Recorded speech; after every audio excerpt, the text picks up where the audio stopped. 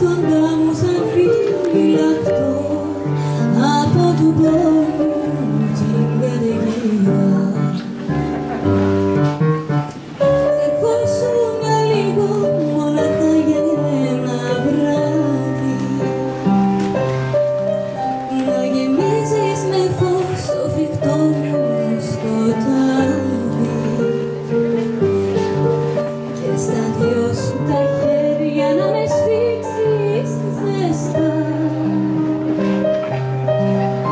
Ας ερχόσουν για λίγο κι ας χανώσουν μετά.